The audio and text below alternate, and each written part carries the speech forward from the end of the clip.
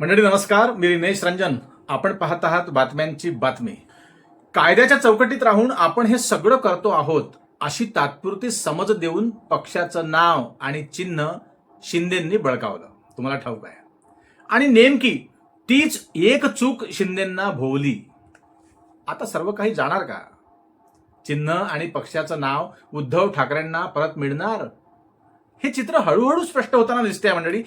अखेर शिवसेना कुणाची हा प्रश्न निर्माण झालेला आहे. हा प्रश्न फक्त पक्षाच्या नावाचा किंवा धनुष्य बाणाच्या चिन्हाचा अजिबातही नाही, हे लक्षात घ्या. हा प्रश्न आहे आमदारांची संख्या मोठी झाली म्हणून पक्षही त्यांचाच होतो का हो? आणि जर हे आमदारच उद्या अपात्र ठरले तर मग त्यांच्या संख्याबळाच्या आधारावर शिंदे गटाला शिवसेना पक्ष आणि धनुष्यबाण देण्याचा निर्णय कितपत टिकणार? कायद्याच्या चौकटीत हे लक्षात घ्या. काल सर्वोच्च न्यायालयात कपिल सिब्बल यांनी नेमका हाच मुद्दा जोरदारपणे मांडला. तुम्हाला ठाऊक आहे, निरंतरपणे सध्या सुनावणी सुरू आहे शिवसेनेची आणि ही ठाकरेंसाठी जमेची बाजू आहे. आणि म्हणूनच आजची सुनावणी उद्धव ठाकरेंसाठी का महत्वाची ठरू शकते तपशीलवार समजून घ्या.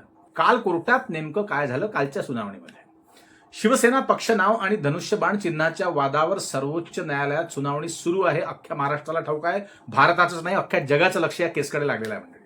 उद्धव ठाकरे गटाच्या वतीने ज्येष्ठ वकील कपिल सिब्बल यांनी आज पुन्हा जोरदार युक्तिवाद केला पुराव्यांसहित. सिब्बल यांनी विधानसभा अध्यक्ष राहुल नार्वेकर यांच्या निर्णयावर आणि निवडणूक आयोगाच्या त्या भूमिकेवरच मूलभूत प्रश्न उपस्थित केलेले आहेत, जो अधिकार नसताना निवडणूक आयोगाने हा सगळा कारभार केला होता मंडळी, विथ राहुल नार्वेकर. त्यांचा मुख्य मुद्दा होता विधिमंडळातील बहुमत आणि राजकीय पक्ष हे दोन्ही वेगळे घटक आहेत.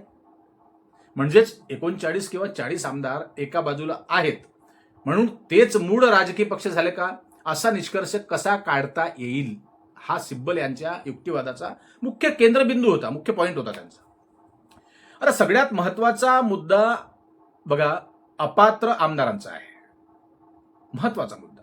कपिल सिब्बल यांनी 10व्या अनुसूचीचा संदर्भ देत असा युक्तिवाद केला की जर एखाद्या आमदाराविरोधात पक्ष सोडल्याबद्दल अपात्रतेची प्रक्रिया सुरू असेल तर त्या आमदारांचे संख्याबळ वापरून आधीच त्यांना खरा पक्ष म्हणून मान्यता देणे हा गंभीर कायदेशीर प्रश्न आहे. कपिल सिब्बल यांच्या मते आधी आमदारांच्या अपात्रतेचा प्रश्न निकाली निघायला हवा होता, तुम्हालाही ठाऊक आहे. आणि त्यानंतर कोणता गट खरा राजकीय पक्ष आहे हा प्रश्न ठरायला हवा होता. पण तसं घडलं का? नाही. कारण समजा उद्या न्यायालयाने शिंदे गटातील आमदार अपात्र ठरवले, समजून चला या पुराव्यांच्या आधारे, तर ज्या संख्याबळावर पक्ष आणि चिन्हाचा दावा मजबूत केला गेला ते संख्याबळच उरणार नाही ना, ते शिल्लकच राहणार नाही. म्हणूनच ठाकरे गटाचा सवाल फार महत्वाचा आहे.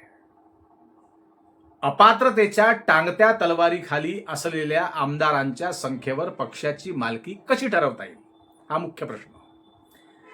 आता मंडळी येतो दुसरा मुद्दा, 2018ची पक्षघटना. सिब्बल यांनी असा युक्तिवाद केला की 2018 मध्ये दोन्ही गटांच्या संमतीने अस्तित्वात असलेली पक्षघटना महत्वाची आहे.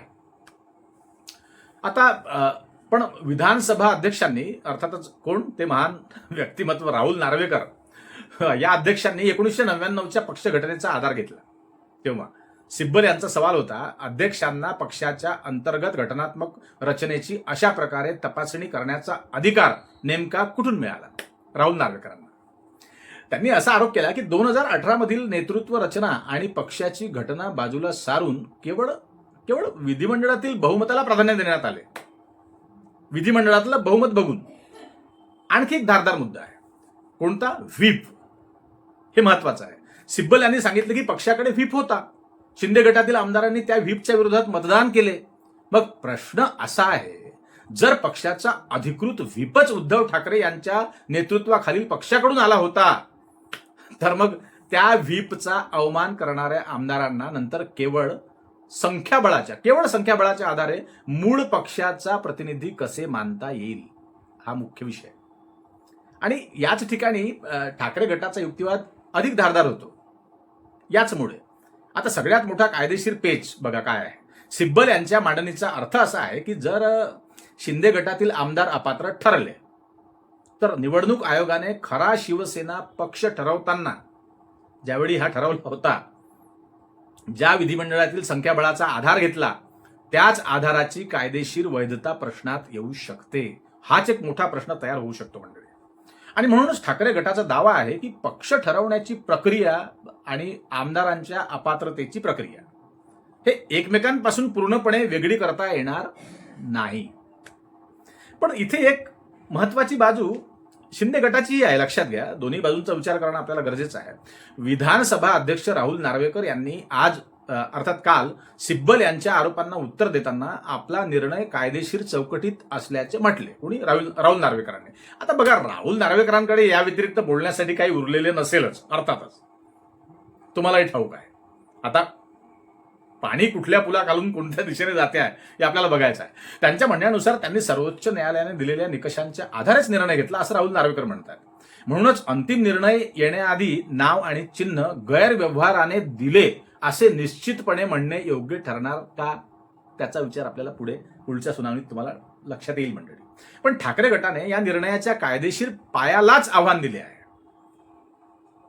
कायद्याचा चुकीच्या पद्धतीने वापर केला गेला आहे असं त्यांच्या बाजूने म्हटलं गेलं आहे. आणि हा फरक समजून घेणं अत्यंत महत्वाचं आहे. मग उद्धव ठाकरेंची बाजू पक्की कशी होऊ शकते? इथे 4 मुद्दे अत्यंत महत्वाचे ठरतात मंडळी. लक्षपूर्वक आहे का? अतिशय महत्वाची, कालच्या सुनावणीत अतिशय महत्वाचे मुद्दे घेण्यात आले. पहिला मुद्दा, विधिमंडळ पक्ष म्हणजे राजकीय पक्ष नव्हे. हा मुद्दा सर्वोच्च न्यायालयाने, सुप्रीम कोर्टाने मान्य केला तर ठाकरे गटाला मोठा फायदा होऊ शकतो. आता दुसरा मुद्दा, शिंदे गटातील आमदारांच्या अपात्रतेचा प्रश्न आधी निर्णायक ठरला पाहिजे. हा युक्तिवाद न्यायालयाला पटला, समजा पटला तर संख्याबळावर आधारित पक्षाच्या दाव्यावर परिणाम होऊ शकतो. शिंदेंना धक्का बसू शकतो यामध्ये अर्थातच. तिसरा मुद्दा, 2018ची पक्षघटना आणि त्या काळातील नेतृत्व रचना ग्राह्य जर धरल्या गेली तर उद्धव ठाकरे गटाचा संघटनात्मक दावा मजबूत होऊ शकतो. हे यातलं एक महत्वाचा विषय. आणि चौथा मुद्दा मंडळी, निवडणूक आयोगाने पक्ष आणि चिन्ह देताना ज्या निकषांचा वापर केला त्यात कायदेशीर त्रुटी आढळल्या तर आयोगाचा निर्णय पुनर्विचारासाठी किंवा नव्याने प्रक्रियेसाठी प्रश्नात पुन्हा येऊ शकते. आणि इथेच या संपूर्ण प्रकरणाचा खरा ट्विस्ट आहे, लक्षात घ्या.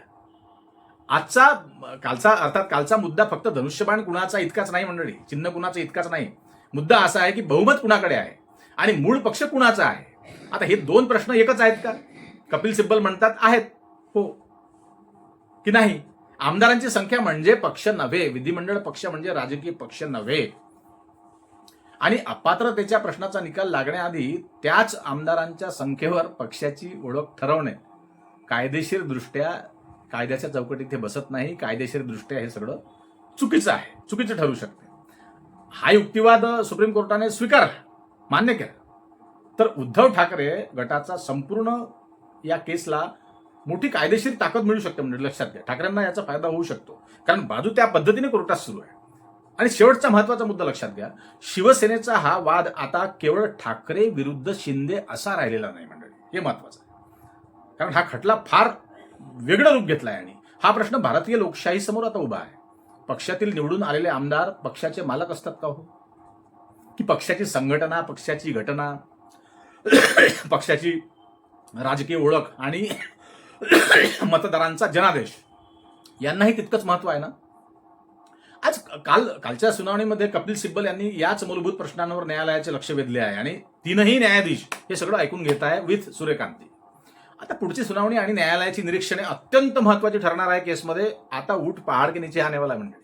कारण जर न्यायालयाने ठरवलं की विधिमंडळातील बहुमत म्हणजेच पक्ष नव्हे तर शिवसेना नाव आणि धनुष्यबाणाच्या संपूर्ण वादाचं गणितच बदलून जाईल आणि महाराष्ट्रात पुन्हा राजकीय भूकंप येण्यासारखी स्थिती निर्माण होईल मंडळी. आणि म्हणूनच शिवसेना कुणाची हा प्रश्न अजून संपलेला नाही. अर्थात कालच्या उपलब्ध रिपोर्टनुसार सिब्बल यांचा युक्तिवाद अजून पूर्ण झालेला नाही, कंप्लीट झालेला नाही. उद्या त्यांचा उर्वरित युक्तिवाद सुरू राहण्याची शक्यता रिपोर्ट्समध्ये नमूद करण्यात आलेली आहे. त्यामुळे व्हिडिओमध्ये आजच ठाकरेंच्या बाजूने निकाल लागला वगैरे असा सूर न ठेवता ठाकरेंची बाजू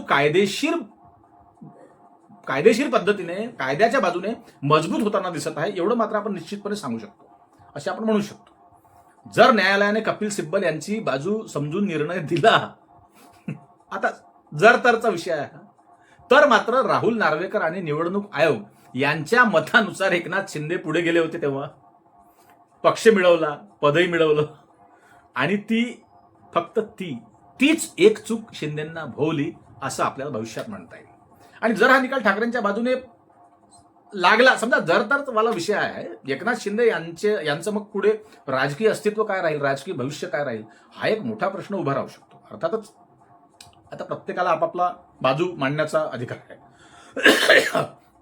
तर हा खेळ पुढे अशा पद्धतीने शिंदेंनी नेला तर ते त्यांना थोडंसं हे प्रकरण भोवेल मंडळी. त्यामुळे शिवसेनेच्या या खटल्याकडे संपूर्ण देशाचं लक्ष हल्ली लागलेलं आहे. मंडळी तुम्हाला काय वाटतं कमेंटमध्ये नक्की लिहा. 1-2 व्हिडिओ केले होते, जैसे ज्याचे कर्म वगैरे तैसे फळ देतो रे ईश्वर वगैरे. बघा मंडळी, हे सगळं आता कायद्याच्या चौकटीतला विषय आहे. आता सिब्बल यांची बाजू कितपत न्यायाधीश ऐकून घेतात त्यावर सगळं अवलंबून आहे. पुन्हा भेटू मंडळी. सबस्क्राईब करा चॅनलला आणि आमच्या फेसबुक पेजवर आपण बघत असाल तर फॉलो नक्की करा मंडळी. पुन्हा भेटू, तोपर्यंत नमस्कार. जय हिंद, जय महाराष्ट्र.